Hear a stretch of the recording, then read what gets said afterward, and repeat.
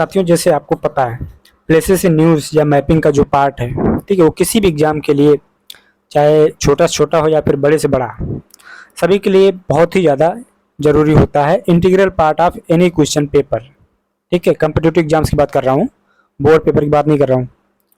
तो उसमें दो तीन तरीके से इस सेक्शन को पूछा जाता है, कभी कभी डायरेक्टली तो कभी कभी इनडायरेक्टली। डायरेक्टली कैसे?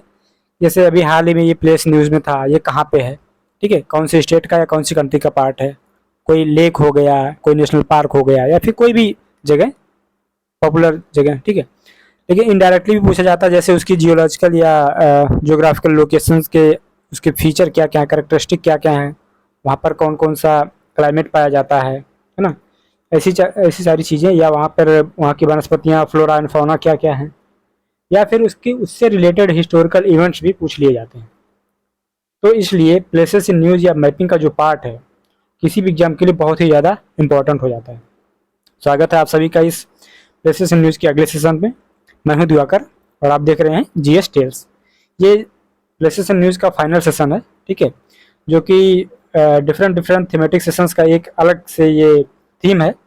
उसमें जैसे कि आप जो हमारे पुराने साथी हैं उनको पता होगा कि थीमेटिक सेशंस में चला रहा हूँ। इसमें इस सीरीज में आपको देखने को मिलेंगे करंट अफेयर से ज़्यादा रिलेटेड पार्ट्स, जैसे कि स्कीम्स हो गया, पॉलिसीज़ हो गई, गवर्नमेंट पॉलिसीज़ हो गई, प्रोग्राम्स हो गए, ठीक है, या प्लेसेस इन न्यूज़ हो गया, मैपिंग हो गया। एंड इसके साथ ही साथ मैंने 2-3 लेक्चर्स कवर किए हैं इंडियन आर्ट एंड कल्चर के, वो भी हर एक एग्जाम में जीएस के पार्ट से पूछे ही जाते हैं। इसलिए आपको ये थीमेटिक सेशंस का जो पूरा सीरीज है वो ज़रूर देखना चाहिए। फिलहाल बहुत ज़्यादा भूमिका ना बनाते हुए चलिए शुरू करते हैं। लेकिन उससे पहले बस जो हमारे पुराने साथी हैं उनको पता ही है कि इस वीडियो को अपने फ्रेंड्स में शेयर करना है और लाइक भी करना है। लेकिन जो नए साथी हैं हमारे, जो पहली बार वीडियो को देख रहे होंगे, उनसे कहना चाहूँगा कि आप भी इस चैनल को सब्सक्राइब करें, लेकिन सिर्फ मेरे कहने से नहीं, आप जो है वीडियो का कंटेंट देखें, वीडियो देखें।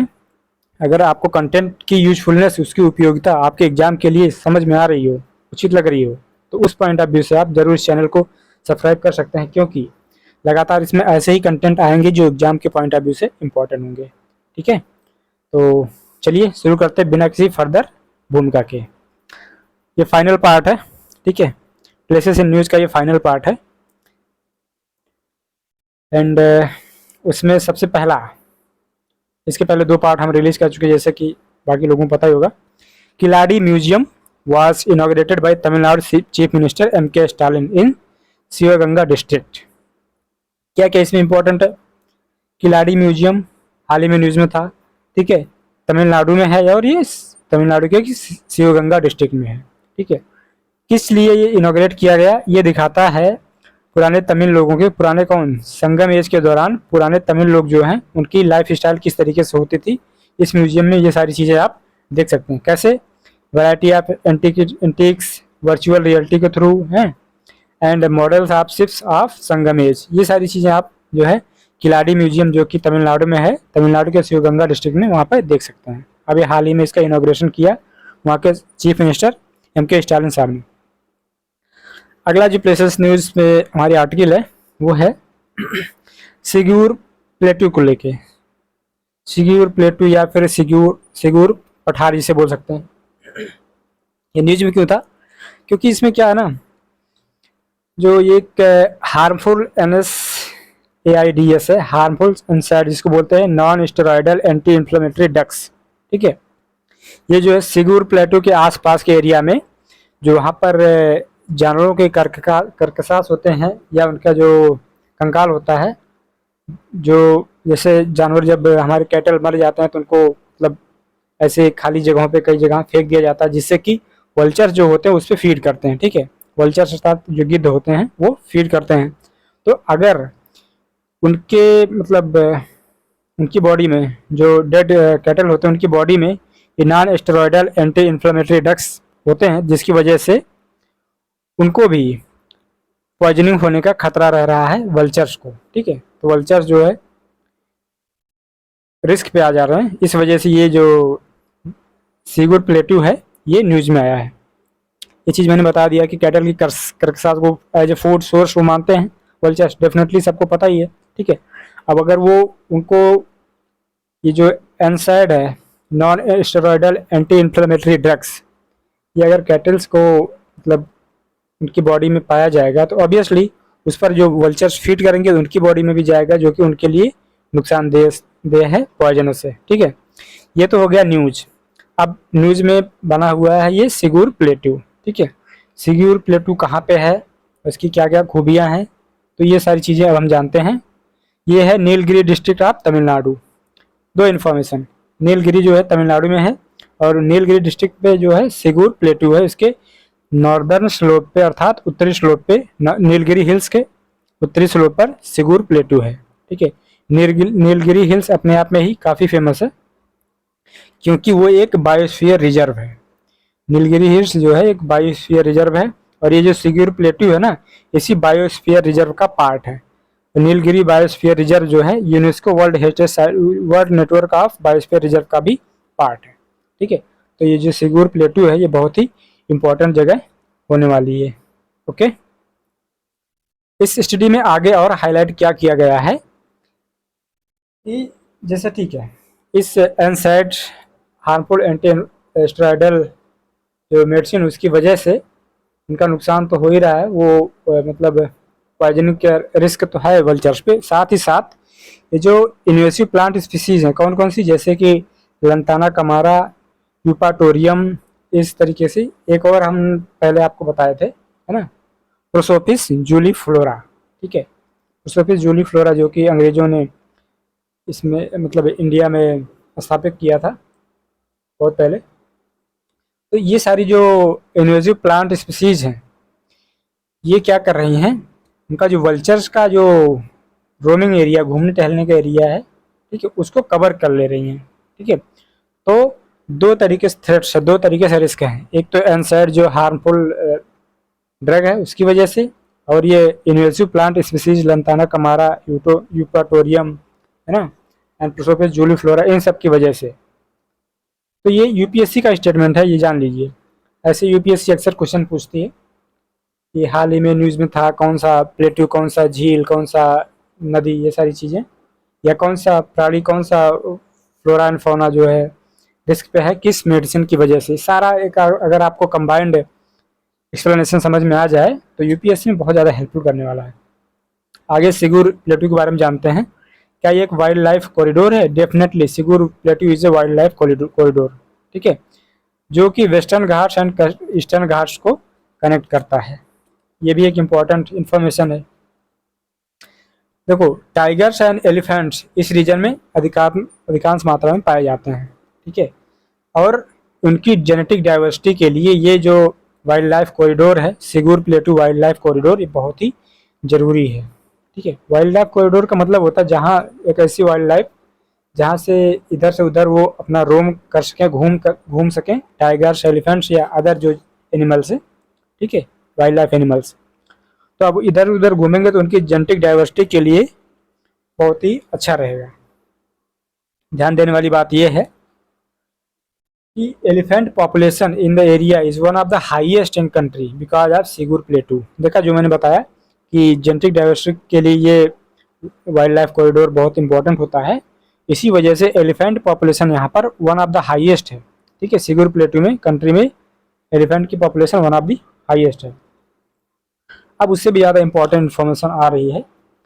ये सिगुर प्लेटू जो घिरा हुआ है बांदीपुर नेशनल पार्क से नॉर्थ वेस्ट में, मतलब कि उत्तर पश्चिम में। ठीक है, सत्यामंगलम वाइल्ड लाइफ सेंचुरी जो है पश्चिम में, ईस्ट और पूर्व में। ठीक है, वायनाड वाइल्ड लाइफ सेंचुरी पश्चिम में। जानने वाली बात यह है कि एक तो बांदीपुर नेशनल पार्क जो है आपका कर्नाटक में है। ठीक है, सत्यामंगलम वाइल्ड लाइफ सेंचुरी हमारे तमिलनाडु में है। ठीक, ये जिसे मैप में आप देख सकते हैं। वायनाड वाइल्ड लाइफ सेंचुरी जो है केरल में है। तो देख रहे हैं, तीन स्टेट्स के संगम पर ये सिगुर प्लेटू, या यूँ कहे कि नीलगिरी हिल्स जो हैं वो स्थित हैं।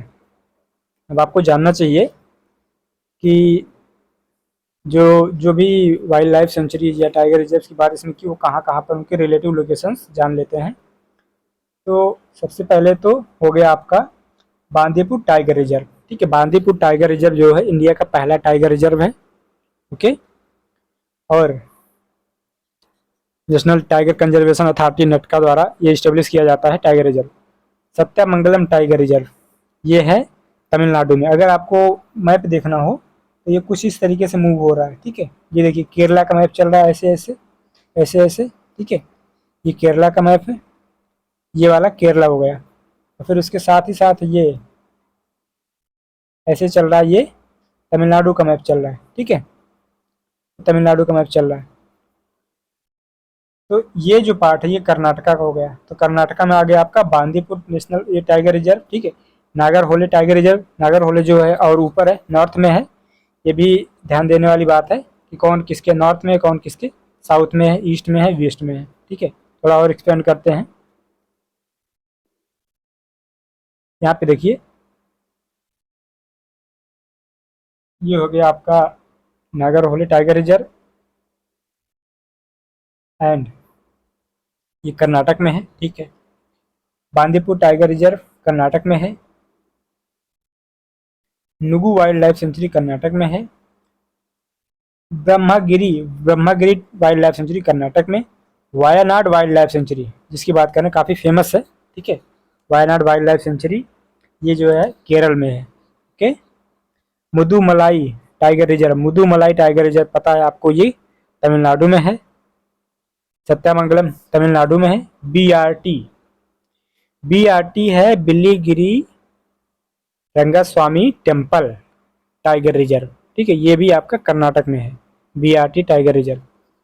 ये 7-8 लोकेशंस जो यहाँ पे पता चली, जैसे नागरहोले नॉर्थ में है, फिर उसके साउथ में वायनाड वाइल्ड लाइफ सेंचुरी, उससे साउथ में है बांदीपुर टाइगर रिजर्व, ठीक है।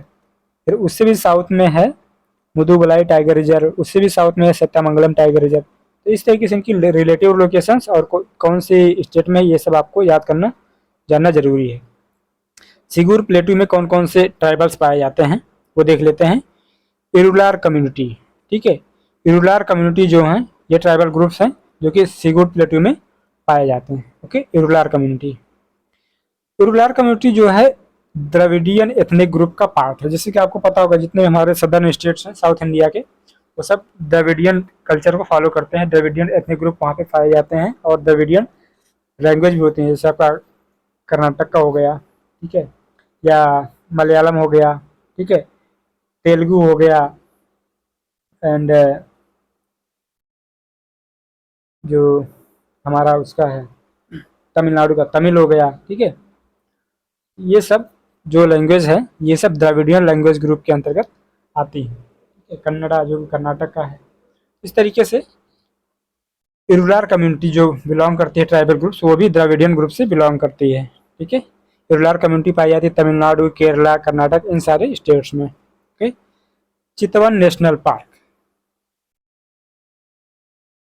चितवन नेशनल पार्क कहाँ पे है आपका, ये नेपाल का एक नेशनल पार्क है, ठीक है। First ever national park setup in Nepal, Nepal का पहला नेशनल पार्क है। 1973 में स्टेब्लिश किया गया था। 1984 में इसको वर्ल्ड हेरिटेज साइट का दर्जा मिला। चितवन नेशनल पार्क नेपाल, ठीक है। चंचल चितवन सुना है आपने गाना? न्यूज में क्यों है? न्यूज में इसलिए है क्योंकि चितवन नेशनल पार्क जो कि राप्ती रिवर इससे होके बहती है, तो राप्ती रिवर में जो मगर क्रोकोडाइल है ना, उसको मेजर थ्रेट्स हो रहे हैं, मेजर खतरा है। किस वजह से? Illegal fishing and sand mining की वजह से, ठीक है। जो राप्ती रिवर है इसमें illegal fishing and sand mining की जा रही है। इस वजह से जो यहाँ का मगर क्रोकोडाइल है उसको काफ़ी थ्रेट्स हो रहे हैं, इस वजह से ये न्यूज में है। तो Chitwan national park is in Nepal.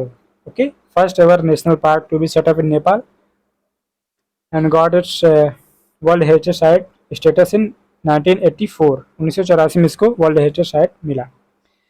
और भी ज़्यादा इम्पोर्टेंट न्यूज इसकी ये है इंफॉर्मेशन कि इसके बगल में एक पारसा नेशनल पार्क है, ठीक है। चितवन नेशनल पार्क जो कि नेपाल में है, उसके बगल में पारसा नेशनल पार्क है। वो सटा हुआ है वाल्मीकि नेशनल पार्क से। वाल्मीकि नेशनल पार्क कहाँ है? बिहार में, इंडिया के बिहार में। ठीक है, अब इनकी रिलेटिव लोकेशन थोड़ा देख लेते हैं रिवर्स की, बहुत इंपॉर्टेंट हो जाता है। एंड देखिए ये हो गया आपका रॉयल चितवन नेशनल पार्क। ठीक है, ये है नेपाल में। ओके, ये उसके नॉर्थ में हो गया अन्नपूर्णा कंजर्वेशन एरिया। अन्नपूर्णा आपको अगर याद हो, ठीक है, तो ये एक चोटी भी है, और अन्नपूर्णा महाभारत के एक पात्र भी थी। ठीक है, जिन्हें सरेंद्री भी बोला जाता है। कमेंट सेक्शन बताइए अन्नपूर्णा महाभारत के किस पात्र को बोला जाता है। ठीक है, Sagarmatha national park. Sagarmatha national park Nepal में है। माउंट एवरेस्ट भी नेपाल में ही है, ये याद रखना चाहिए। ठीक है, काठमांडू यहाँ की कैपिटल है। दैट्स इट, इतना फिलहाल सफिशियंट होगा। ओके, एथनिक ग्रुप कौन कौन से पाए जाते हैं?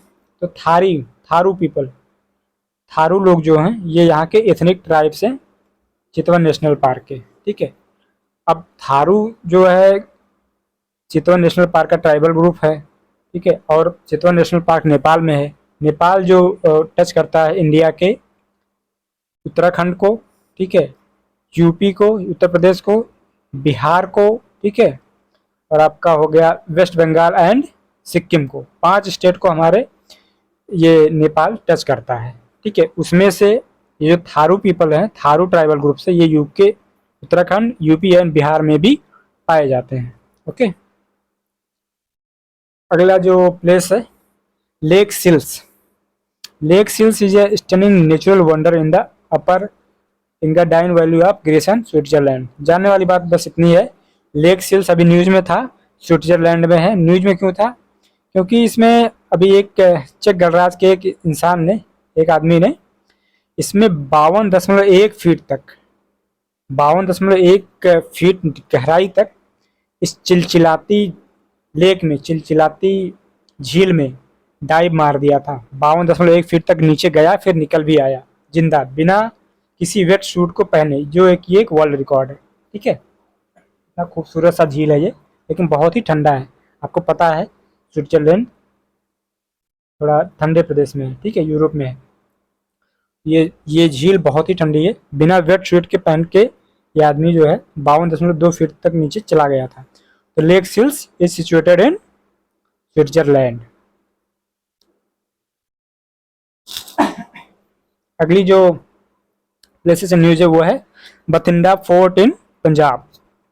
बथिंडा फोर्ट इन पंजाब कहा जाता है, इसको माना जाता है कि ये इंडिया का ओल्डेस्ट सर्वाइविंग फोर्ट है। ओल्डेस्ट सर्वाइविंग फोर्ट मतलब 1600 साल पुराना, 1600 साल पुराना।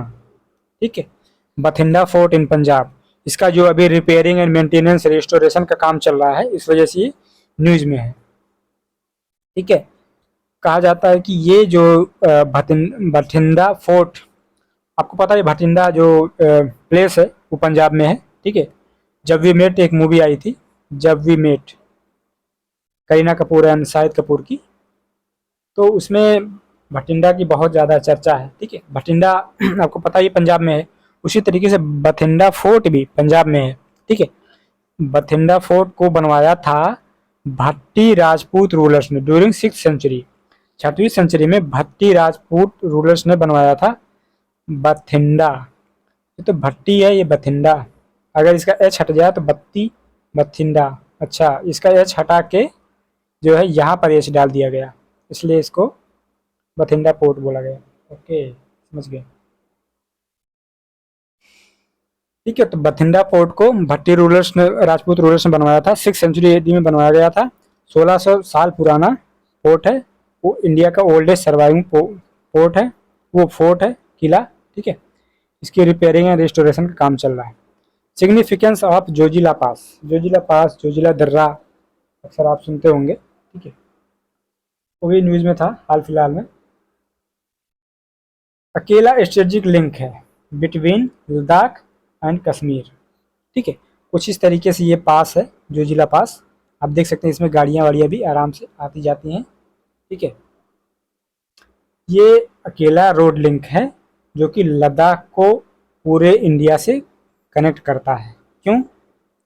क्योंकि लद्दाख से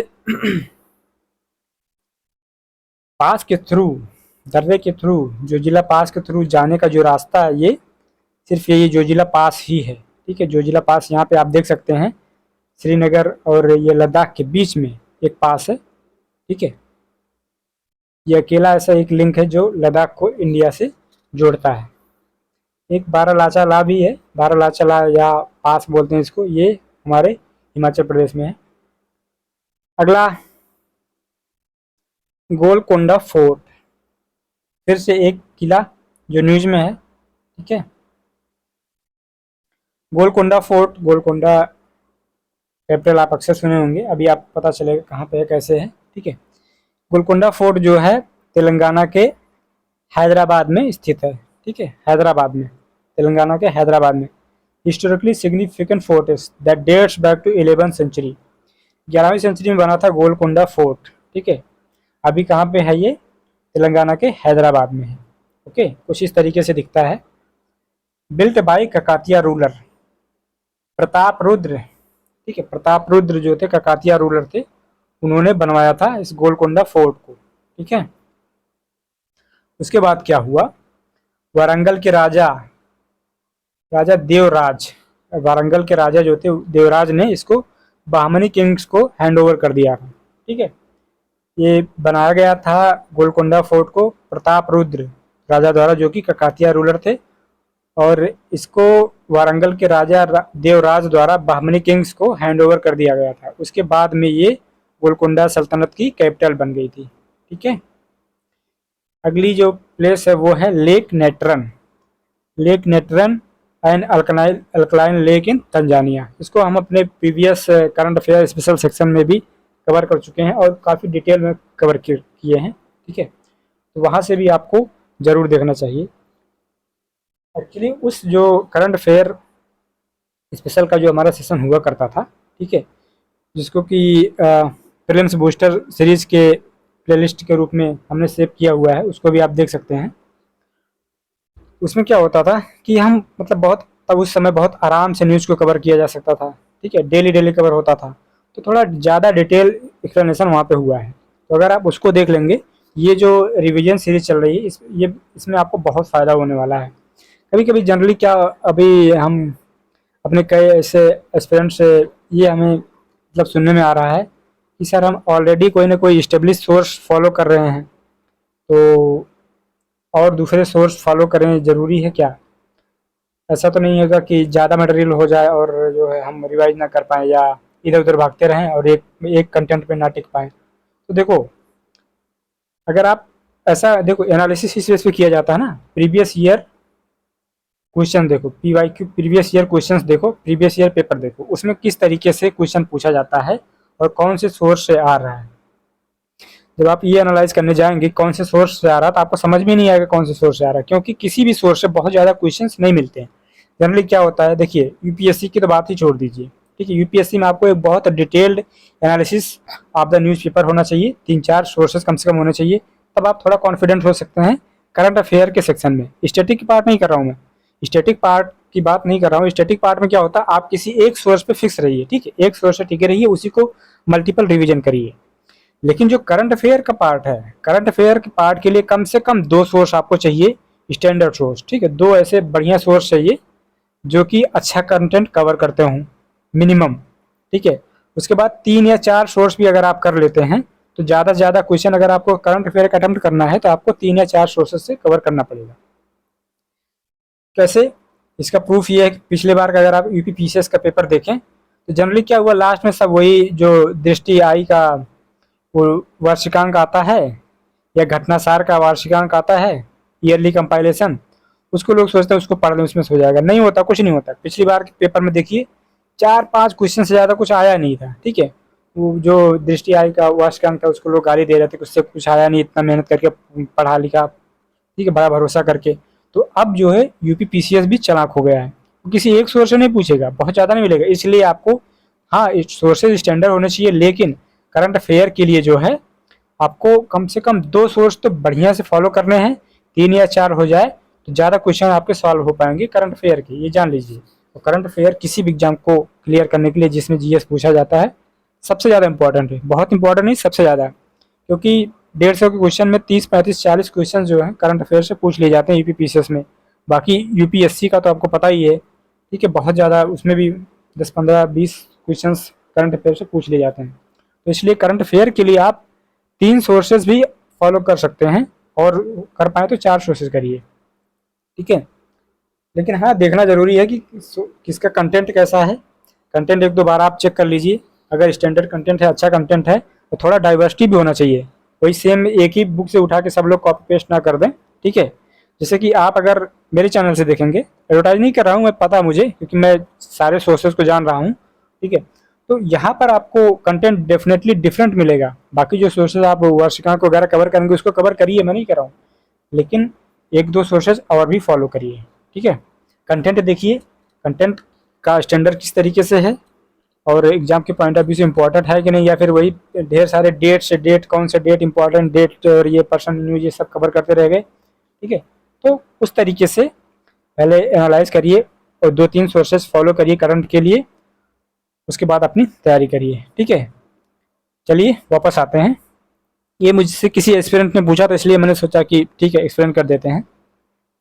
lake Natron and alkaline lake in Tanzania, एक सोर्स कभी भी सफिशिएंट नहीं होने वाला है करंट अफेयर के लिए, ये जान लीजिए। कितना भी आप रिवाइज कर लीजिए, कितना भी आप फॉलो कर लीजिए, क्योंकि कंटेंट सफिशिएंट नहीं है, बहुत डाइवर्सिफाई का हो गया UP PCS and state UPSC. Lake Natron alkaline lake in Tanzania, याद करने वाली चीज़ बस इतनी है कि लेक नेट्रन अभी न्यूज़ में था, अल्कलाइन बहुत ज़्यादा है, इसी वजह से यहाँ पर जो लिविंग ऑर्गेनिज्म होते हैं, एनिमल्स वगैरह, उनका सर्वाइव करना मुश्किल हो जाता है इस लेक नेट्रन में, ठीक है। लेक नेट्रन में इतना ज़्यादा मतलब सॉल्ट होता है, सोडा वगैरह होता है, कि बहुत ज़्यादा अल्कलाइन हो जाता है, जिसकी वजह से ये बहुत होस्टाइल अल्कलाइन कंडीशन हो जाती है। कोई ऐसा लिविंग ऑर्गेनाइजेशन इसमें ऑर्गेनिज्म इसमें जो है सस्टेन नहीं कर सकता है। लेक नेट्रन कहाँ है? तंजानिया में। लेक नेट्रन तंजानिया, तंजानिया कहाँ है? तंजानिया आपके अफ्रीका कॉन्टिनेंट का पार्ट है, कीनिया के नीचे है। कीनिया नॉर्थ में है, तो ये कीनिया आपका हो गया, तो इससे थोड़ा सा बड़ा ये तंजानिया है, ठीक है, इस तरीके से। ईस्ट अफ्रीकन रिफ्ट, बड़ा इंटरेस्टिंग पॉइंट है ये, बड़ा ही इंटरेस्टिंग तरीके से आपको बताया भी जाएगा। ईस्ट अफ्रीकन रिफ्ट, पूर्वी अफ्रीकन दरार, ठीक है, पूर्वी अफ्रीकी दरार जो है एक ऐसा जियोलॉजिकल फीचर है जो कि 56 किलोमीटर तक स्ट्रेच कर चुका, फैल चुका है, ठीक है। सबसे पहले ये इथियोपिया के डेजर्ट्स में 2005 में खोजा गया था, 2005 में इथियोपिया के डेजर्ट्स में इसको खोजा गया था, ठीक है, ईस्ट अफ्रीकन रिफ्ट। लोग ये भी कह रहे हैं कि ये जो ईस्ट अफ्रीकन रिफ्ट है ना, कि क्या पता एक दिन अफ्रीका कॉन्टिनेंट को डिवाइड कर दे, ठीक है, 2 पार्ट में। अगर अफ्रीका कॉन्टिनेंट को 2 पार्ट में डिवाइड कर देगा ये, ठीक है, तो इससे क्या होगा, ये जो पार्ट है ये वाला, ठीक है, वो सेपरेट हो जाएगा, ओके, सेपरेट हो जाएगा। तो फिर यहाँ सब ये जो इंडियन ओशन का पानी है ये सब यहाँ पे आ जा सकता है, अर्थात बीच में एक और ओशियन क्रिएट हो सकता है। ये जो ईस्ट अफ्रीकन रिफ्ट है ये जो एक और ओशियन क्रिएट कर सकता है, उसके साथ ही साथ एक और कॉन्टिनेंट भी क्रिएट हो सकता है। ध्यान देने वाली बात है कि ये जो रिफ्ट क्रिएट हो रहा है, ईस्ट अफ्रीकन रिफ्ट क्रिएट हो रहा है, वो Arabian plate, Somali plate and Nubian plate, इनके बीच में क्रिएट हो रहा है, ठीक है। यहाँ से देखिए, ये है आपका अरेबियन प्लेट, ठीक है, Arabian plate, Somali plate and Nubian plate, okay. ये 3 अगर आपको ऐसे पूछा जाए, सोमाली तो आपको पता है सोमालिया से रिलेटेड है, ठीक है, लेकिन नूबियन प्लेट शायद आप पहली बार सुन रहे होंगे, अरेबियन प्लेट भी आपको पता होगा। इस तरीके से थोड़ा और डिटेल मैप में देखते हैं प्लेट्स को। ये हो गया Eurasian plate, Europe and Asia को मिलाते हुए, ठीक है, पर्शियन गल्फ। उसके साइड में है ये अरेबियन प्लेट, जिसमें अरब कंट्रीज आती हैं, सऊदी अरेबिया हो गया, यूएई हो गया, कतर हो गया, है ना, ओमान हो गया, ये सब। और फिर ये है आपका रेड सी, ठीक है, रेड सी के नीचे है गल्फ ऑफ अदेन, इधर ये मेडिटेरेनियन सी, फिर सुएज कनाल जो कि इजिप्ट से होते हुए जाती है, ठीक है, 1869 के आसपास ये बनी थी। अफ्रीकन प्लेट जो है सोमालियन प्लेट, ठीक है, उससे भी ज़्यादा ज़रूरी चीज़ जानने वाली ये है, लेक रुडोल्फ इधर पे है, ठीक है, लेक तंगाइका है और लेक विक्टोरिया। ये सारी चीज़ें अभी आप और बेहतर तरीके से अलग अलग मैप्स में देखेंगे। फिलहाल जो ईस्ट अफ्रीकन रिफ्ट है उसके बारे में आप जान लीजिए, ठीक है। ये कहाँ से कहाँ तक फैलता है वो आप मतलब नेक्स्ट स्लाइड में देख सकते हैं। इसमें एक चीज़ और कही जा रही है कि नया कोस्ट लाइन बन जाएगा, कुछ अगर कंट्रीज जिसे डिवाइड हो जाएगा ये ईस्ट अफ्रीकन रिफ्ट अगर वास्तव में ब्रेक हो जाता है तो नई कोस्ट लाइन बनेंगी, नए पोर्ट बनेंगे, तो न्यू कंट्रीज़ के लिए जो है बेहतर इकोनॉमिक अपॉर्चुनिटीज़ बनेंगी। लेकिन साथ ही साथ कुछ चैलेंजेस भी आएंगे एज ए कॉन्सिक्वेंस। क्या चैलेंजेस? जैसे इवैक्यूएशन ऑफ पीपल, लोगों को वहाँ से हटाना है, क्योंकि कुछ कुछ जो लैंड एरिया होगा वो डूबेगा भी, तो ठीक है। पोटेंशियल लॉस ऑफ लाइफ्स, हाँ, मेन मटेरियल का नुकसान होगा, इन्वायरमेंटल इम्पैक्ट ढेर सारा होगा। तो ये सारी जो चीज़ें हैं इसके कॉन्सिक्वेंसेज हैं। East African rift, unique geological feature that runs through East Africa from Red Sea to Mozambique.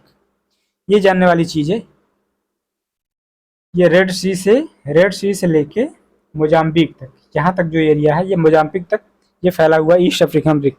ये क्या है? मडागास्कर है, ठीक है, मलागासी भी जिसे बोलते हैं, उसके बगल में ही है मोजाम्बिक। ओके, क्यों ये रिफ्ट बना है, दरार क्यों फट रही है? क्योंकि ये सोमाली प्लेट है, नूबियन प्लेट है, ठीक है, एंड जो अरेबियन प्लेट है, ये तीनों आपस में एक दूसरे से जो है दूर जा रही हैं, diverging of the 3 tectonic plates, ठीक है, एक दूसरे से दूर जा रही हैं। इस वजह से जो ये रिफ्ट क्रिएट हो रहा है। इसमें साइंटिस्ट का, जियोलॉजिस्ट का बड़ा इंटरेस्ट है, देखते हैं आगे क्या होता है, क्योंकि इनके नज़रों के सामने ही एक नया जो महासागर बन सकता है ना, इसलिए। अगला जो प्लेसेस न्यूज़ का आर्टिकल है वो है translocation of Lions of Asiatic Lions. इसकी कुल जमा बात मैं आपको संक्षेप में बता देता हूँ। जैसे कि आपको पता है एशियाटिक लायन जो है अपने गुजरात के गिर फॉरेस्ट नेशनल पार्क में ही पाए जाते हैं, ठीक है, गिर फॉरेस्ट नेशनल पार्क में से पाए जाते हैं। पूरे वर्ल्ड में एशियाटिक लायंस जो हैं सिर्फ इंडिया में पाए जाते हैं, इंडिया के सिर्फ गुजरात में, गुजरात के सिर्फ गिर फॉरेस्ट नेशनल पार्क में ही पाए जाते हैं, ठीक है। Only remaining habitat of this species, किसकी? एशियाटिक लायंस की। ध्यान देने वाली बात है, एशियाटिक लायंस की बात कर रहे हैं। नहीं तो आप कहेंगे कि सर डिस्कवरी चैनल पे तो हम देखते हैं वहाँ पे कीगर नेशनल पार्क में ये बहुत सारे लायन दिखते हैं, लेकिन वो जो है अफ्रीकन लायन है, ठीक है। ये हम एशियाटिक लायन की बात कर रहे हैं।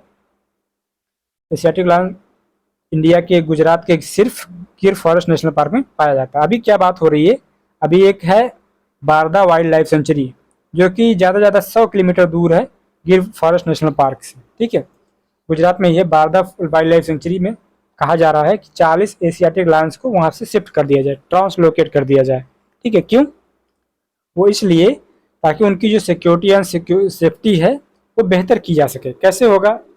क्या समस्या है गिर फॉरेस्ट नेशनल पार्क में? कोई समस्या नहीं है, लेकिन मान लो कोई नेचुरल डिजास्टर आ जाए, ठीक है, कोई पैंडेमिक आ जाए, कोई ऐसी जो बीमारी आ जाए जो एक साथ उनको निकल जाए, ठीक है, उस एक फॉरेस्ट में अचानक से अगर नेशनल पार्क में कोई ऐसी डिजास्टर हो जाए, हैबिटेट लॉस हो जाए, तो एक साथ उनको मतलब पूरा जो स्पीसीज है पूरा खत्म होने का, एक्सटिंक्ट होने का खतरा रहेगा। इस वजह से उनको, उनकी प्लेसेस को अगर डाइवर्सिफाई किया गया रहेगा तो उनके बचने के चांसेस ज़्यादा रहेंगे। इस वजह से जो है गिर नेशनल फॉरेस्ट नेशनल पार्क से जो है बारदा वाइल्ड लाइफ सेंचुरी में भेजने की बात हो रही है 40 एशियाटिक लायंस को। अगली आर्टिकल है Narayani river. Narayani river news में इसलिए है क्योंकि इसका जो गोपालगंज में जो इसका एक्सपेंशन है ना, एक तो नारायणी रिवर यहाँ आपके नेपाल में इसका उद्गम स्थल है, ठीक है, लेकिन जो बिहार के गोपालगंज डिस्ट्रिक्ट है ना, वहाँ पर जो रिवर है, रिवर का जो पार्ट है, एरिया है, वहाँ पर रिवर फ्रंट बनाया जा रहा है। नारायणी रिवर पे रिवर फ्रंट बनाया जा रहा है बिहार के गोपालगंज डिस्ट्रिक्ट में, इसलिए ये न्यूज़ में है, ठीक है। जानने वाली बात ये है, आप पे देख सकते हैं कि साथ ही साथ और कौन कौन सी रिवर्स हैं और ईस्ट और वेस्ट में कौन सा ऑर्डर आता है। तो अगर वेस्ट से शुरू करें, सबसे पहले महाकाली रिवर, ठीक है, उसके बाद आपका आएगा करनाली रिवर्स, सब आप काफ़ी नाम सुने हैं, फिर Babai river, western Rapti river, ठीक है, वेस्टर्न राप्ती रिवर। जैसे कभी बताया था ना चितवन नेशनल पार्क तो जो है न्यूज में क्यों था, क्योंकि वहाँ पर जो मगर क्रोकोडाइल है राप्ती रिवर के, ठीक है। तो ये भी जानते हैं चितवन नेशनल पार्क से जो बहती है नदी नदी है वो राप्ती रिवर है, ठीक है। तो महाकाली रिवर हो गया, उसके बाद करनाली रिवर, फिर वेस्टर्न राप्ती रिवर, उसके बाद नंबर आता है नारायणी रिवर का, ठीक है। तो अगर वेस्ट टू ईस्ट चल रहे हैं, वेस्ट टू ईस्ट में महाकाली, फिर करनाली, फिर राप्ती, फिर नारायणी, ठीक है। फिर आती है बागमती रिवर। बागमती रिवर भी बहुत फेमस है, पेपर में पूछा जा चुका है। कोसी रिवर, सौरव बिहार, कोसी रिवर 7 नदियों से बना है जिसको सप्तकोसी भी बोलते हैं, ठीक है। उसके बाद कंकई रिवर। तो इस तरीके से इनका वेस्ट टू ईस्ट सीरियल था।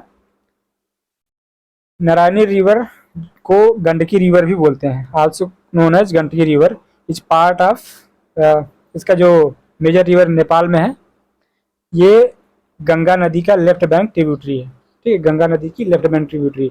लेफ्ट राइट ट्रिब्यूटरी के बारे में हम पहले भी बता चुके हैं, जैसे कि जो नदी जिस तरफ बह रही है, ठीक है, जिस तरफ बह रही है उसी तरफ जब आप चलने लगते हैं तो आपके लेफ्ट साइड में जो शोर होता है, जो किनारा होता है, वो उसका लेफ्ट बैंक होता है। आपके राइट हैंड पे जो किनारा होता है वो राइट बैंक होता है, ठीक है।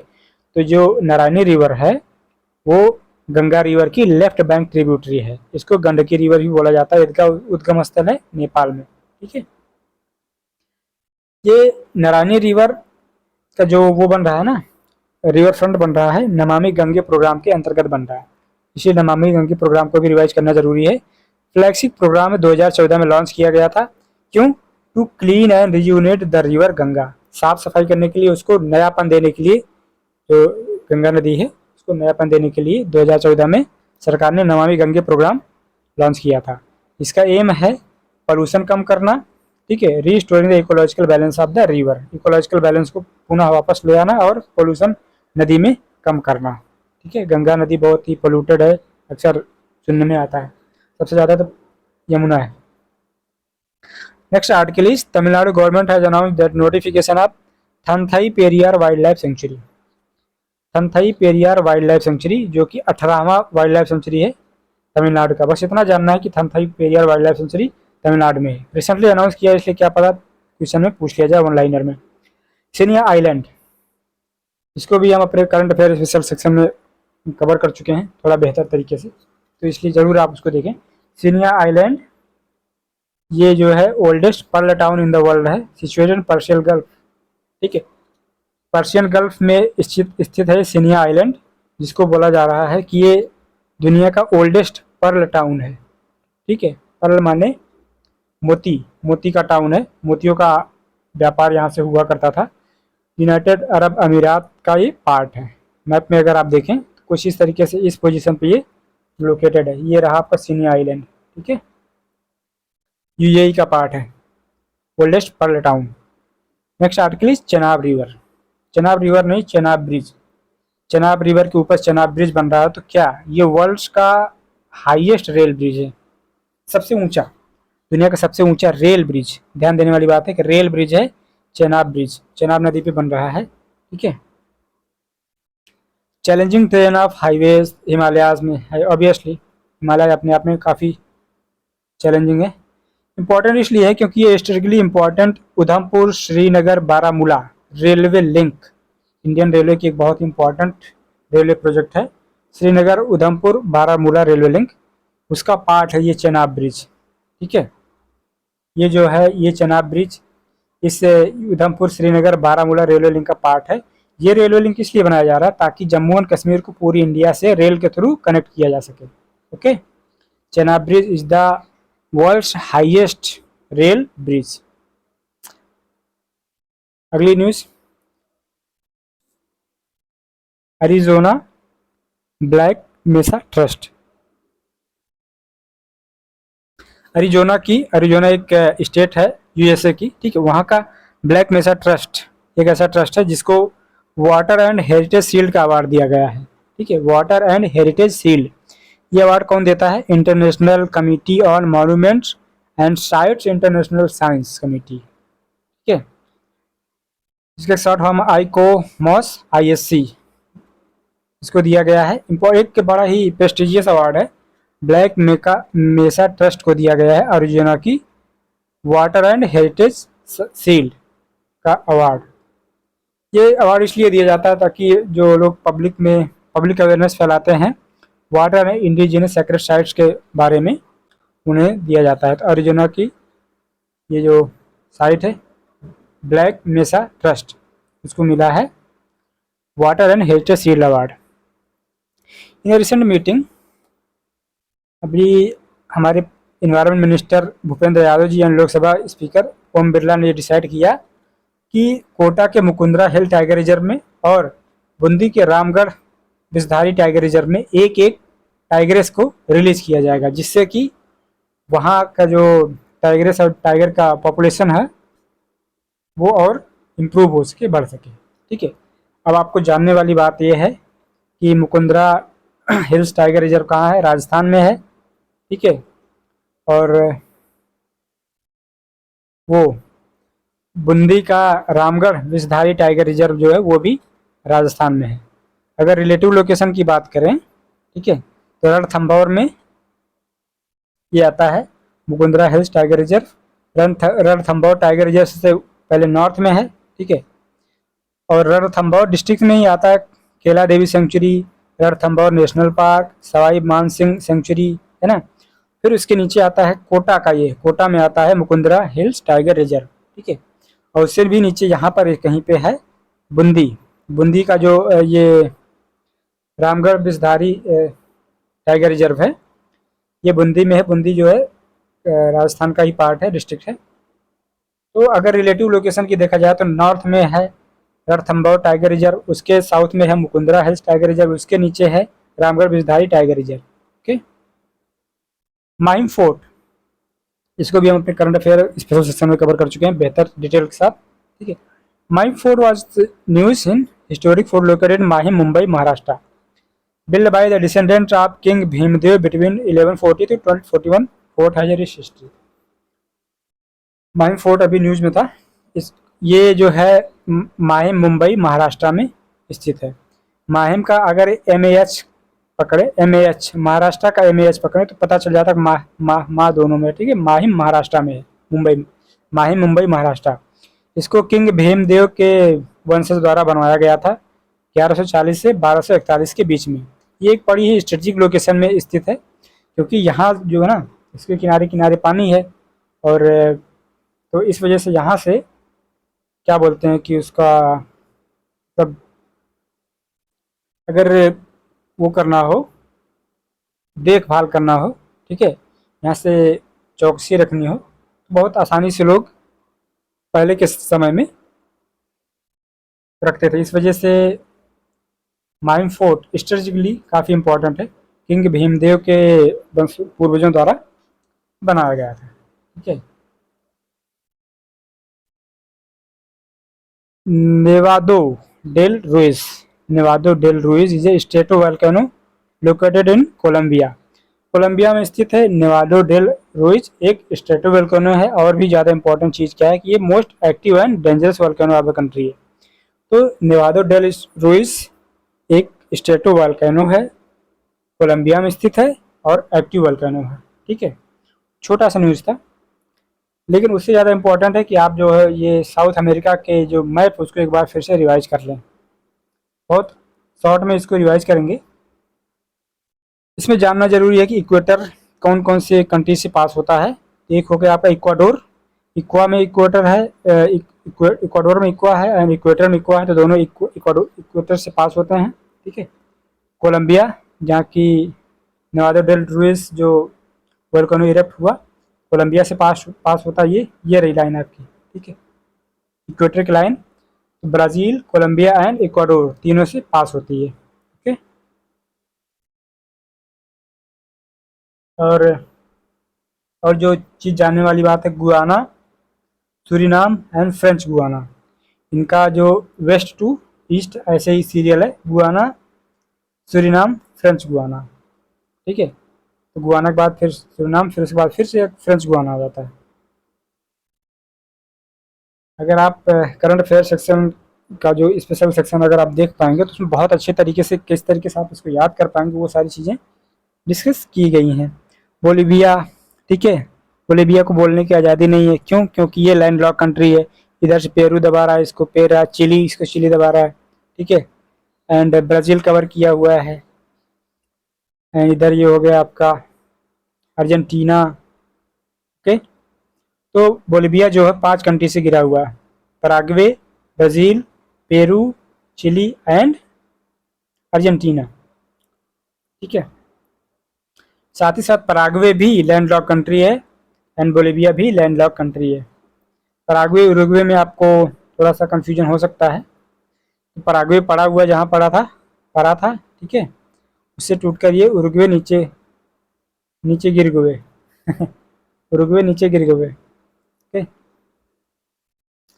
अब पॉलिटिकल मैप से आगे बढ़ते हैं, थोड़ा फिजिकल मैप पे आते हैं। इसके फिजिकल मैप में सबसे इंपॉर्टेंट फीचर जो है इनका एंडीज पर्वत श्रृंखला, 7000 किलोमीटर लंबी, दुनिया की सबसे लंबी पर्वत श्रृंखला है एंडीज पर्वत श्रृंखला, okay. Andes mountains 7000 kilometre 7 countries को कवर करते हैं। 7 कंट्रीज कौन कौन सी, यहाँ से देखिए, आपका हो गया चिली, अर्जेंटीना, ओके, थोड़ा और शॉर्ट करते हैं,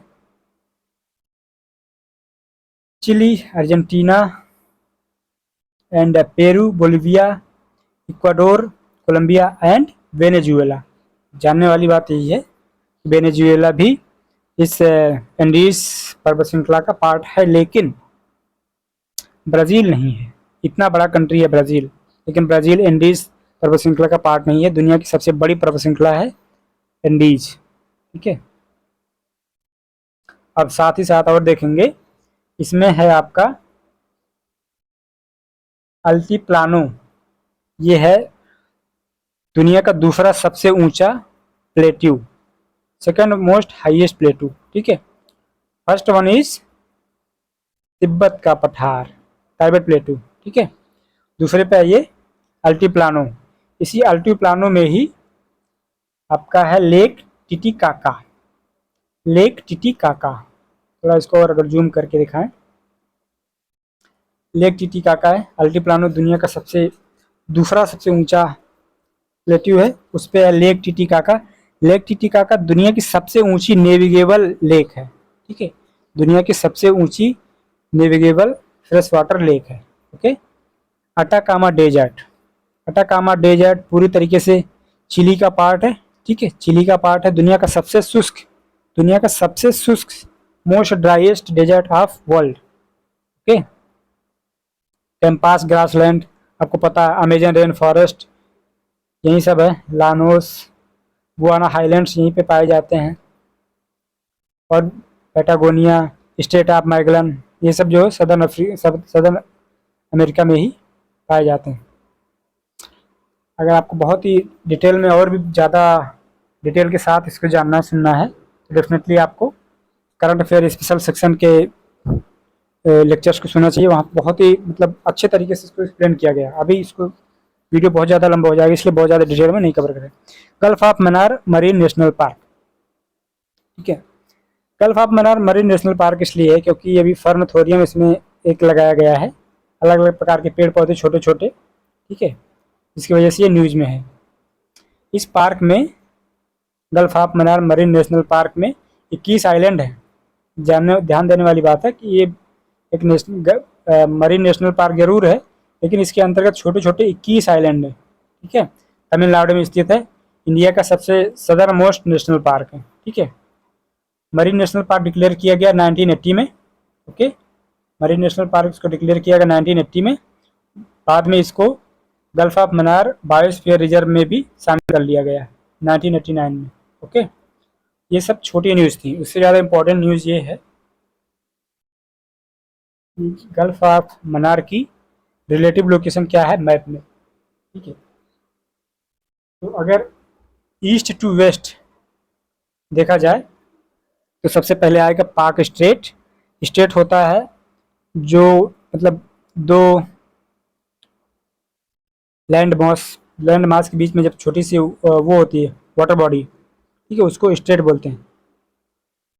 और उसके बाद है पाक बे। ये जो एरिया है ये पाक बे है, ठीक है, ये रहा स्ट्रेट पाक बे। उसके बाद एडम्स ब्रिज या पंबन ब्रिज या रामेश्वरम, ये सब चीज़ें हैं, ठीक है। उसके बाद है गल्फ ऑफ मन्नार, ठीक है। ईस्ट टू वेस्ट में देखेंगे सबसे पहले पाक स्ट्रेट, फिर पाक बे, फिर एडम्स ब्रिज, उसके बाद गल्फ ऑफ मन्नार, ठीक है। ये इनकी रिलेटिव लोकेशन है, ये आपको याद करना जरूरी है।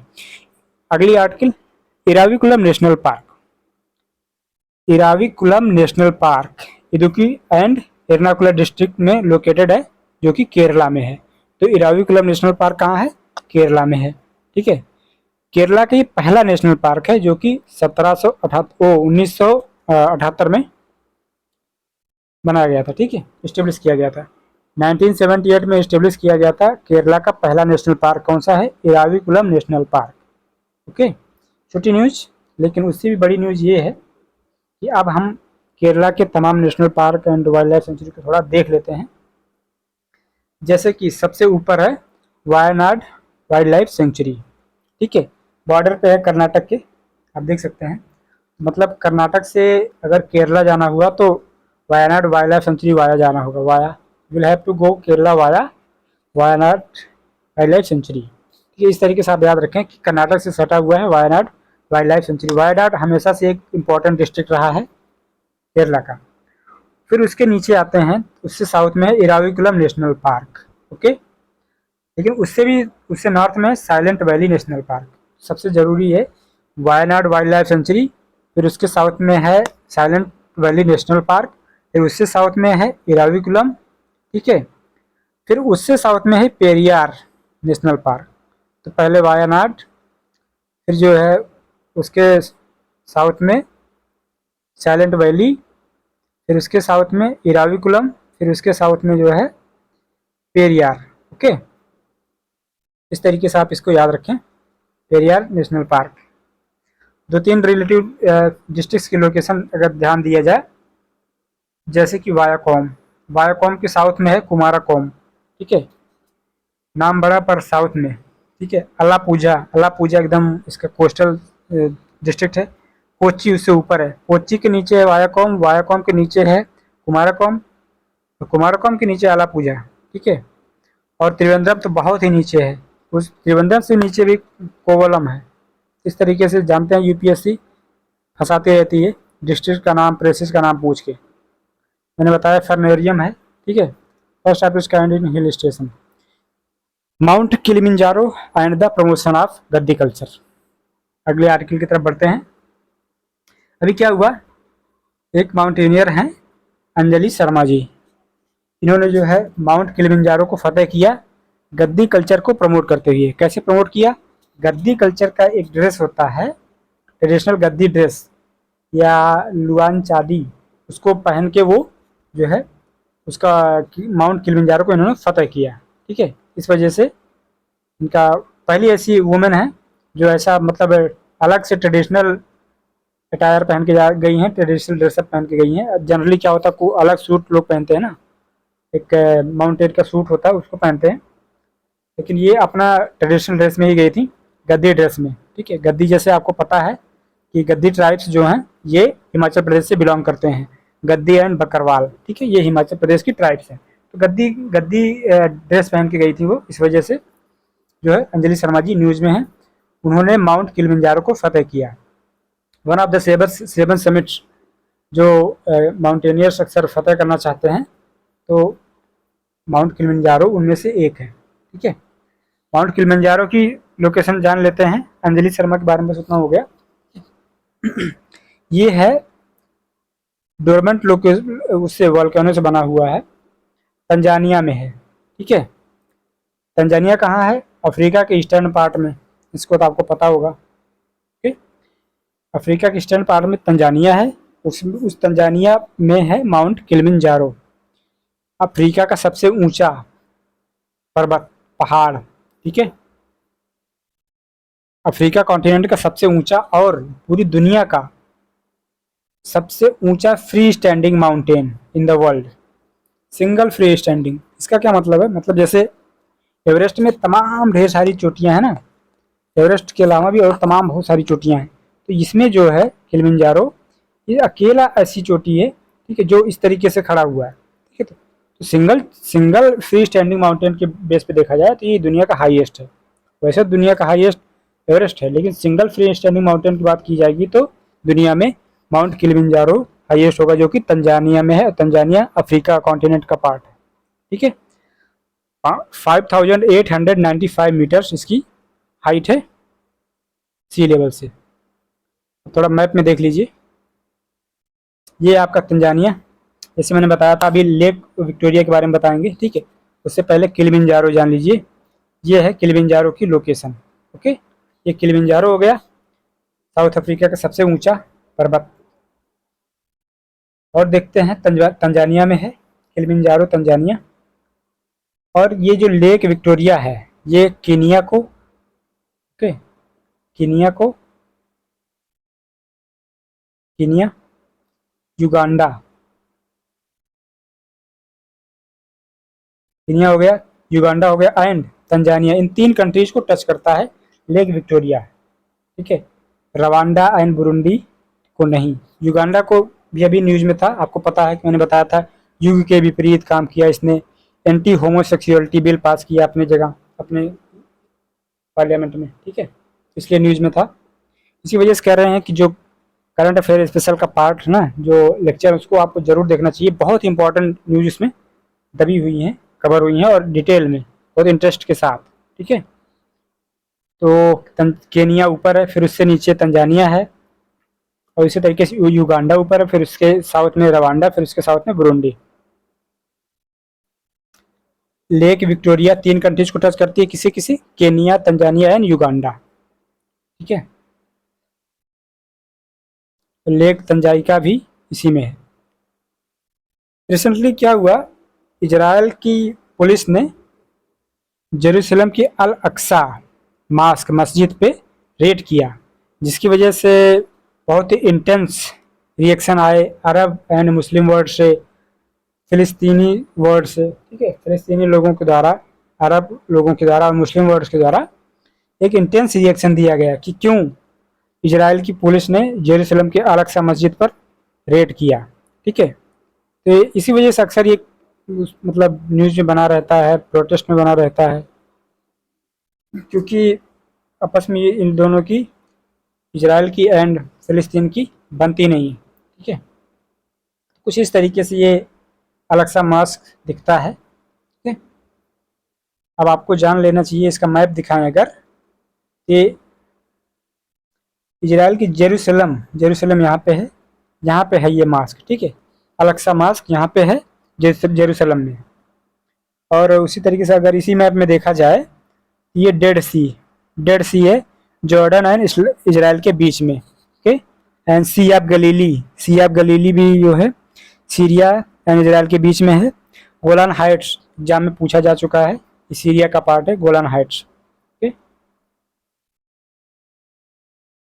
आपको अल अक्सा मस्जिद जो है जानना चाहिए कि जेरूसलम का पार्ट है, जिस पर, जो कि इजराइल में है। अल अक्सा मास्क जो है, मतलब जिसको कि मस्जिद भी बोलते हैं, जेरूसलम की ओल्ड सिटी के बीच में, जेरूसलम की ओल्ड सिटी के बीच में है ये अल अक्सा मस्जिद, ठीक है, जिसको कि ज्यूज लोग, जो यहूदी हैं, वो बोलते हैं हार हा बायत, ठीक है, हर हा बायत बोलते हैं, या टेम्पल माउंट। ज्यूस या यहूदी लोग जो है इसको बोलते हैं हर हा बायत या टेम्पल माउंट, जबकि मुस्लिम इसे बोलते हैं अल हरम अल शरीफ या द नोबल सेंचुरी, अल हरम अल शरीफ या नोबल सेंचुरी। यहूदियों के लिए, मुस्लिमों के लिए इसके अलग अलग सिग्निफिकेंस है। जैसे मुस्लिमों की अगर बात की जाए तो मक्का और मदीना के बाद ये उनका 3rd होलीएस्ट प्लेस है इस्लाम में, ठीक है। इस्लाम में 3रा सबसे ज़्यादा पवित्र स्थल माना जाता है अल अक्सा को, ठीक है। और अगर यहूदियों की बात की जाए, ये तो उनका सबसे ज़्यादा इम्पोर्टेंट, सबसे ज़्यादा पवित्र स्थल है, ठीक है, पवित्र स्थल है इनका, माउंट, टेम्पल माउंट जिसे बोलते हैं, वो टेम्पल माउंट जो है उनका most sacred site for the Jews, ठीक है, यहूदियों, क्यों? क्योंकि उनका मानना है कि बाइबलिकल किंग सोलोमान ने इसको बनवाया था 3000 साल पहले।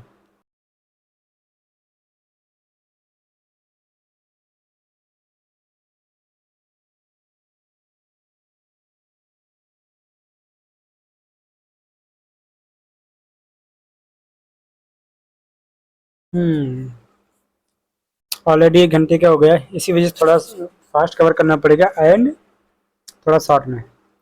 इसका स्टेटस को क्या है, मतलब यथास्थिति अभी क्या है? अभी ये है कि मतलब जिसको कि कहने को तो इजराइल मानता है कि नॉन मुस्लिम भी इसको विजिट कर सकते हैं, लेकिन जो इस पर प्रेयर होगा, अल अक्सा मास्क पे प्रेयर होगा, वो सिर्फ मुस्लिम कर सकते हैं, ठीक है। लेकिन समय समय पे क्या होता रहता है, ये जो जेविश या यहूदी लोग हैं, जेविश विजिटर, वो भी जाते हैं, वो भी वहाँ पे प्रे करते हैं, जिसकी वजह से प्रोटेस्ट एंड वायलेंस यहाँ पे होता रहता है, ठीक है। Next one is Kudankulam nuclear power project, जो कि इंडिया का सबसे बड़ा न्यूक्लियर पावर प्रोजेक्ट है। कहाँ पे है? कुदमकुलम, तमिलनाडु में अवस्थित है, ओके। जैसे कि आप फिगर में देख सकते हैं ना, इस तरीके से है ये। इसके 2 यूनिट्स आपको दिख रही हैं। कुदमकुलम न्यूक्लियर पावर प्रोजेक्ट इंडिया का सबसे बड़ा न्यूक्लियर पावर प्लांट है। कहाँ है? तमिलनाडु में, ओके। अभी न्यूज में इसलिए क्योंकि यूनिट 5 जो इसका, ठीक है, उसको प्रेशराइजर एक दिया गया है, इस वजह से न्यूज में है। तो हमारे पास मौका है कि हम इंडिया के सारे जो न्यूक्लियर पावर प्लांट्स हैं उनको देख लें एक बार। ये हो गया आपका कुदमकुलम नेशनल पार्क, यहाँ पे, ठीक है, तमिलनाडु में है। ये है मद्रास एटॉमिक पावर स्टेशन, ये भी तमिलनाडु में है, ठीक है। इसी को कलपक्कम भी बोलते हैं, कलपक्कम, नेम से ही पता चल जाता है। कुदमकुलम, कलपक्कम, ये तमिलनाडु में, ओके। और कैगा कैगा जनरेटिंग स्टेशन, ये कर्नाटक में है। कैगा डिस्ट्रिक्ट आपको पता कर्नाटक का है, ठीक है। Tarapur atomic power station Maharashtra में है। ककरापार एटॉमिक पावर स्टेशन, ये जो है हमारे गुजरात में है। राजस्थान एटॉमिक पावर स्टेशन, नाम से ही पता चल रहा राजस्थान में है। नरौरा एटॉमिक स्टेशन, ये उत्तर प्रदेश में है, ठीक है। एक गोरखपुर पावर प्लांट बन रहा है, जो कि हमारे हरियाणा में बन रहा है, ओके। ये जो कुदमकुलम पावर प्लांट है, न्यूक्लियर पावर प्लांट, ये रसिया के रोसाटम स्टेट एटॉमिक एनर्जी कॉरपोरेशन के कोलाबोरेशन से बना था, ठीक है। इंडिया और रसिया का कोलाबोरेशन है कुदमकुलम पावर प्लांट, ओके। 2014 से काम करना शुरू किया है, दिसंबर 31 2014 से पावर जनरेट करना शुरू किया है। इंडिया का सबसे बड़ा पावर जनरेटिंग प्लांट है कुदमकुलम पावर प्लांट, ओके। इसमें कुल 6 यूनिट लगनी है, 2 यूनिट इसकी काम कर रही हैं, 4 यूनिट पे काम चल रहा है। हाल ही में अभी इसको प्रेशराइजर दिया गया था रिएक्टर 5 को, ओके। ज़्यादा इंपॉर्टेंट फैक्ट ये है कि जो कुदमकुलम न्यूक्लियर पावर प्रोजेक्ट है, वो तो इंटरनेशनल एटॉमिक एनर्जी एजेंसी की सेफ्टी एनालिसिस के अंतर्गत आता है, उसके एनालिसिस के लिए ओपन है, ठीक है। मतलब कि इंटरनेशनल एटॉमिक एनर्जी एजेंसी के लोग इसकी सेफ्टी एनालिसिस कर सकते हैं कुदमकुलम न्यूक्लियर पावर प्रोजेक्ट की। लेकिन जो कलपक्कम न्यूक्लियर पावर प्लांट है, उसकी सेफ्टी एनालिसिस नहीं कर सकते, कि because that is not open to IAEA analysis. क्यों? क्योंकि इसको रिजर्व किया गया है स्ट्रेटजिक यूज के लिए, इंडिया और US न्यूक्लियर एग्रीमेंट के अंतर्गत, ठीक है। इसको स्ट्रेटजिक यूज के लिए रिजर्व रखा गया, अर्थात ये इंटरनेशनल एटॉमिक एनर्जी एजेंसी की सेफ्टी एनालिसिस के लिए अवेलेबल नहीं है। Next one is Idu Mishmi tribes and Dibang wild life sanctuary, Arunachal Pradesh. अगर आपको मतलब अगर आप इस थीमेटिक सेशंस को फॉलो कर रहे होंगे तो आपको पता होगा कि हमने आर्ट एंड कल्चर का भी 2 सेशन मतलब अपलोड किया हुआ है। उसमें ईगू डांस की भी बात हुई थी, जिसको कि ईदू मिसमी ट्राइब्स ही फॉलो मतलब करती हैं, डांस करती हैं, ट्राइब्स ही इसको परफॉर्म करती हैं ईगू डांस को। उसी तरीके से ईदू मिसमी ट्राइब्स जो है ना, Dibang wild life sanctuary Arunachal Pradesh के आसपास ही निवास करती हैं, अर्थात ये ईदू मिसमी ट्राइब्स जो हैं अरुणाचल प्रदेश से बिलोंग करती हैं, ठीक है। अभी न्यूज़ में क्यों है? क्योंकि ये जो दिबांग वाइल्ड लाइफ सेंचुरी है, ठीक है, वहाँ पर एक टाइगर रिजर्व बनाने की बात चल रही है, ठीक है, टाइगर रिजर्व बनाने की बात चल रही है, जिसका वो अपोज कर रहे हैं, प्रोटेस्ट कर रहे हैं, ठीक है, कि टाइगर रिजर्व ना बनाया जाए। क्यों ना बनाया जाए? क्योंकि इनका क्या है, there is a deep connection to the wild life of the region. खास तौर से टाइगर और हुला गिबन्स से इनका बहुत ही गहरा संबंध है, और उस वाइल्ड लाइफ के, उस रीजन के वाइल्ड लाइफ से ही पूरा बहुत ज़्यादा डीपली कनेक्टेड है, मतलब अपनी रोजी रोटी के लिए भी और वैसे भी, ठीक है। तो वो सोच रहा है कि अगर टाइगर रिजर्व बनेगा तो वहाँ पर मतलब बैरिकेडिंग की जाएगी, या जो उसके स्ट्रक्चरल चेंजेस किए जाएंगे, तो उसके उनकी लाइफ स्टाइल और लिवलीहुड प्रभावित होगी। इस वजह से वो प्रोटेस्ट कर रहे हैं, ठीक है। लेकिन ये तो न्यूज हो गया। जानने वाली बात यह है, इसमें टाइगर पाए जाते हैं, इसमें हुलक गिबन्स पाए जाते हैं। अभी साथ ही साथ आपको और भी पता चलेगा क्या क्या पाए जाते हैं, जैसे कि मिस्मी टकिन, आपको पता ही चल जाएगा। मिस्मी ट्राइब्स है तो इसके नाम पे Mishmi takin, musk deer, goral, clouded leopards, snow leopards and tigers, ये सारे जो हैं यहाँ पे पाए जाते हैं। दिबांग वाइल्ड लाइफ सेंचुरी की अगर बात करें, लोकेटेड इन अरुणाचल प्रदेश, 1998 1998 में नोटिफाई किया गया था। ओके, अब इसका थोड़ा मैप में देख लेंगे। ये जो 4 नंबर पे दिख रहा है ना, ये पार्ट, यही है आपका दिबांग वाइल्ड लाइफ सेंचुरी। यहाँ पे देखिए, ठीक है, ये दिबांग वाइल्ड लाइफ सेंचुरी यही है। तो अरुणाचल प्रदेश में सबसे नॉर्थ ईस्ट पोजीशन पे है ये, सबसे northern part of the Arunachal Pradesh is Dibang wild life sanctuary, ठीक है। अगर आपको वो याद हो, लो दे दी सुख एंड मस्ती, ठीक है, तो वो जो कोड वर्ड है, उसमें आपको पता चलेगा कि हाँ, ब्रह्मपुत्र की जो ट्रिब्यूटरीज हैं उनके बारे में वो एक कोड वर्ड था, लोहित, दिबांग, ये है दिबांग, ठीक है। फिर दिहांग, दिहांग था जिसको कि सियांग भी बोलते हैं, ठीक है। लो दे दी सुख सुबनसारी, ठीक है।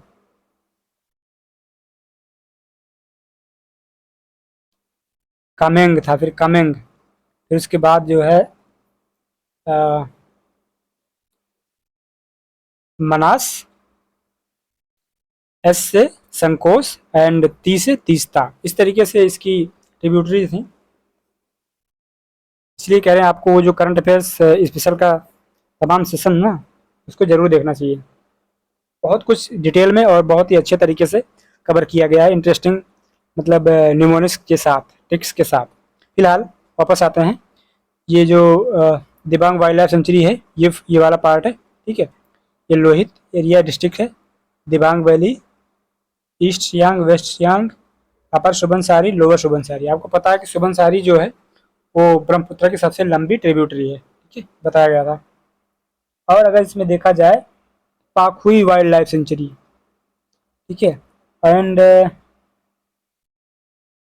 और कौन सा इसमें इम्पोर्टेंट है, मोलिंग, मोलिंग नेशनल पार्क, पहला, first one is Mouling national park, जो कि अरुणाचल प्रदेश में है। Dibang wild life sanctuary Arunachal Pradesh में है, ठीक है। Pakhui wild life sanctuary Arunachal Pradesh में है, and Kamlang wild life sanctuary Arunachal Pradesh में है। Itanagar wild life sanctuary Arunachal Pradesh में है। नामदफा नेशनल पार्क, ये न्यूज में है। दूसरा, ये जो चीज़ है ये है नामदफा नेशनल पार्क, ठीक है, जिसमें कि फ्लाइंग स्क्वेरल इसके लिए फेमस है, ठीक है, उड़ती हुई गिलहरी। तो ये सारी चीज़ें, और जो मॉलिंग पाखुई नेशनल पार्क है 10 नंबर, यहाँ पे आप देख सकते हैं ये वाला, ये पाखुई नेशनल पार्क, ये सब जो है अरुणाचल प्रदेश से बिलोंग करते हैं, okay. Nagarjuna Sagar Srisailam tiger reserve, अगर आपको 1-2 साल ये पहले ये न्यूज पता होती कि नागार्जुन सागर श्रीशैलम टाइगर रिजर्व जो इंडिया का सबसे बड़ा लार्जेस्ट टाइगर रिजर्व है, तो आप यूपीएससी में क्वेश्चन सिर्फ इसी स्टेटमेंट से सॉल्व कर जाते हैं, ठीक है, क्योंकि प्रीवियस ईयर क्वेश्चन पूछा जा चुका है। इतना बड़ा है कि ये 2 स्टेट में फैला हुआ है, तेलंगाना एंड आंध्र प्रदेश में, ठीक है, 2 स्टेट में फैला हुआ। बहुत कम ऐसे जो टाइगर रिजर्व हैं या नेशनल पार्क है जो 2 स्टेट में फैले हुए हैं, ठीक है। इसका लोकेशन देख लेते हैं मैप में, अगर आप देखें,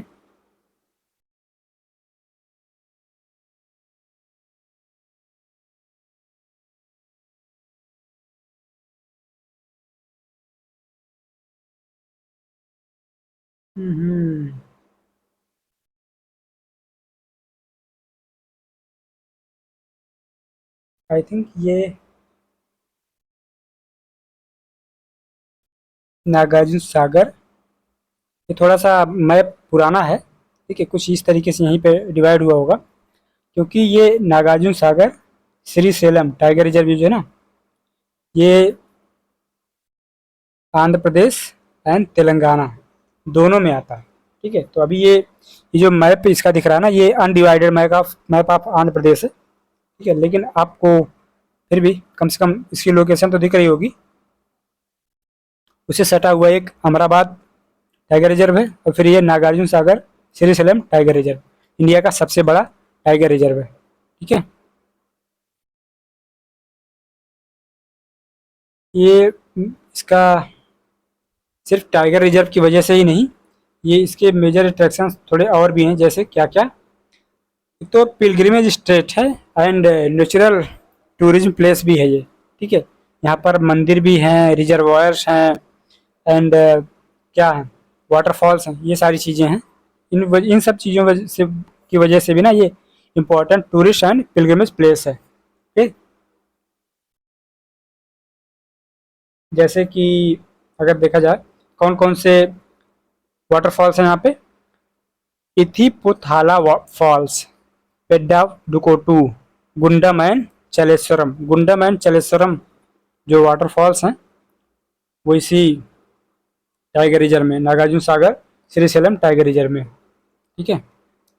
कृष्णा रिवर यहीं से बहती है, ठीक है। कृष्णा रिवर जो है नागार्जुन सागर श्रीशैलम टाइगर रिजर्व से बहती है, यहाँ तक कि 130 किलोमीटर तक बहती है, और इस 130 किलोमीटर के डिस्टेंस में ये 200 मीटर तक का जो है मतलब कटाई करती है 200 मीटर तक, 130 किलोमीटर के डिस्टेंस में 200 किलोमीटर तक की कटाई कर जाती है कृष्णा रिवर, ठीक है। इसकी फ्लोरा फाउना की बात करें, tiger, leopards, Indian bison, spotted deer, sambar deer, wild boar, ये सब है, okay. The 400-year next article is 400-year old Danish fort in Tharangambadi Tamil Nadu, जिसको कि ट्रंक की बार भी बोला जाता है, ट्रंक की बार, ठीक है। उसको फेस्ट लिफ्ट दिया जाएगा 3.5 करोड़ का इन्वेस्टमेंट करके। बस इतना याद करना है, जानना है कि दानिश फोर्ट जो है तमिलनाडु में स्थित है, नथिंग एल्स, ओके। खूबसूरत सा फोर्ट है, 400 साल पुराना है। ईस्ट इंडिया कंपनी जब आई थी ना, उस समय ये बनाया गया था, वो अपना रहने के लिए बनाए थे। Indian railway is set to launch the Puri Ganga Sagar Divya Kashi Yatra to promote religious tourism. Indian railway का जो एक सब्सिडायरी है, एक अलग ब्रांच है, आईआरसीटीसी,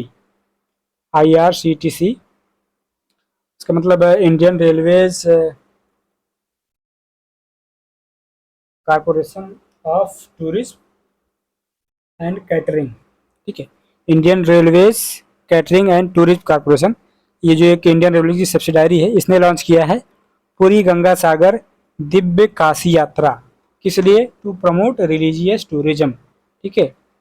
रिलीजियस टूरिज्म को प्रमोट करने के लिए इन्होंने पूरी गंगा सागर दिव्य काशी यात्रा लॉन्च किया है। ये एक बहुत छोटी न्यूज़ है कि किसने लॉन्च किया है, ठीक है, इंडियन रेलवे ने या आईआरसीटीसी, एग्जाम में आ सकता है, लेकिन उसके तहत जो जो इसमें जो लोकेशंस आई हैं ना, वो ज़्यादा इंपॉर्टेंट हो जाती हैं। लेकिन उससे पहले आपको बता दें कि ये देखो अपना देश एंड एक भारत श्रेष्ठ भारत स्कीम के अंतर्गत लॉन्च किया गया है। जो भी टूरिज्म प्रमोट करते हैं डोमेस्टिकली, अर्थात अपने घर में ही, अपने इंडिया में ही टूरिज्म को प्रमोट करने के लिए देखो अपना देश या एक भारत श्रेष्ठ भारत स्कीम लॉन्च की गई है। तो अब आता है इसका मेजर अट्रैक्शन। इस स्कीम, ये जो पूरी गंगा सागर काशी यात्रा है ना, इसमें कौन कौन सी जगह आपको घुमाया जाएगा? मेनली पुरी, कोलकाता, गया, वाराणसी एंड प्रयागराज, इन जगहों पर आपको घुमाया जाएगा। लेकिन अगर इसको थोड़ा और मतलब डिटेल में जाने तो कौन कौन सी जगह होंगी? Jagannath temple, Konark temple, Lingaraj temple जो कि पुरी में अवस्थित है। पुरी कहाँ है? उड़ीसा में, ठीक है। तो उड़ीसा का जगन्नाथ टेम्पल, पुरी का जगन्नाथ टेम्पल बहुत फेमस है। कोणार्क सन टेम्पल, ठीक है। कोणार्क सन टेम्पल एक उड़ीसा में है और एक और सन टेम्पल है मोढेरा में। मोढेरा कहाँ है? गुजरात में। गुजरात में भी एक सन टेम्पल है और एक कोणार्क सन टेम्पल है, सूर्य मंदिर जिसको बोलते हैं। लिंगराज टेम्पल, ये तीनों टेम्पल हैं, Jagannath, Konark sun temple and Lingaraj temple Puri में अवस्थित हैं। ठीक है। Kalibari, Kalibari located in Kolkata. कालीबारी जो टेम्पल वो कोलकाता में अवस्थित है। गंगा सागर विष्णुपद टेम्पल, ठीक है। गंगा सागर की अगर बात करें तो ये भी वेस्ट बंगाल में है। गंगा सागर कहाँ पे है? वेस्ट बंगाल में। कहाँ पे? एक सागर द्वीप है, ठीक है, सागर आइलैंड करके है, जिसमें मतलब हर साल ये गंगा सागर का मेला लगता है। बड़ा इम्पोर्टेंट मेला है इंडिया के मतलब religious and Pilgrim point of view से। ये जो कुंभ का मेला होता है, कुंभ का, प्रयागराज का, या और भी तमाम कुंभ लगते हैं, 4 कुंभ लगते हैं, ठीक है। कुंभ मेले के बाद ये गंगा सागर का मेला दूसरे नंबर पर सबसे ज़्यादा फेमस है इंडिया में, ठीक है। तो गंगा सागर मेला कहाँ लगता है? वेस्ट बंगाल के सागर द्वीप पर। सागर द्वीप पर ये मेला लगता है, ठीक है। इसलिए गंगा सागर भी घुमाया जाएगा, ठीक है। पूरी ये जो इंडियन रेलवे का मतलब प्रोजेक्ट है, उसके साथ साथ विष्णुपद टेम्पल एंड बोध गया टेम्पल, ये जो है गया में है। गया कहाँ पे है? बिहार में है, ठीक है। गया जो बिहार की एक डिस्ट्रिक्ट है। काशी विश्वनाथ टेम्पल गंगा घाट बनारस में है और त्रिवेणी संगम प्रयागराज में। संगम गंगा यमुना एंड सरस्वती का संगम, ठीक है। सरस्वती तो विलुप्त हो गई हैं, लेकिन माना जाता है कि सरस्वती, गंगा और यमुना का संगम है प्रयागराज में। ओके, 3 लोकेशंस की आपको मतलब जानकारी होनी चाहिए कि जगन्नाथ, कोणार्क, लिंगराज टेम्पल पुरी में, कालीबारी कोलकाता, गंगा सागर वेस्ट बंगाल में सागर द्वीप पे, विष्णुपद टेम्पल एंड बोध गया गया में, काशी विश्वनाथ एंड गंगा घाट वाराणसी में। आपको वाराणसी का तो पता ही होगा, गंगा घाट आरती होती बहुत फेमस है, जग फेमस है। त्रिवेणी संगम भी फेमस है प्रयागराज में। तो that's it from this session. आशा करता हूँ आपको बहुत ज़्यादा कुछ सीखने को मिला होगा। बहुत ज़्यादा डिटेल में तो नहीं कर पाए, लेकिन बहुत ढेर सारा कवर किए हैं, है ना। तो इसलिए इस सेक्शन को, इस लेक्चर को ज़रूर मतलब देखिएगा पूरे मन से। 1 या 2 बार भी आप इसको रिवाइज कर सकते हैं, क्योंकि मैंने समय समय पर उन चीज़ों को बार बार बोला है जो कि आप सुन के ही शायद रिवाइज कर पाएँ, सुन के ही समझ पाएँ, ठीक है। इसलिए कोशिश किया है कि उसको बार बार उस आर्टिकल को एक्सप्लेन करते समय बोला जाए, ठीक है। तो वीडियो पसंद आया तो ज़रूर लाइक करें, अपने फ्रेंड्स में शेयर करें। जैसे मैंने शुरू में कहा है कि अगर आपको लग रहा हो कि इसकी उपयोगिता है, कंटेंट आपको ठीक लग रहा हो, तो ये एक ऐसा चैनल है जिसको आप फॉलो कर सकते हैं। Please hit the like button, subscribe my channel and bell icon को भी प्रेस कर लें, ताकि अगला सेशन जब भी आए तुरंत आपको उसका नोटिफिकेशन मिल सके, ठीक है। थैंक यू, नमस्कार एंड जय हिंद। मिलते हैं नेक्स्ट सेशन में। Bye bye.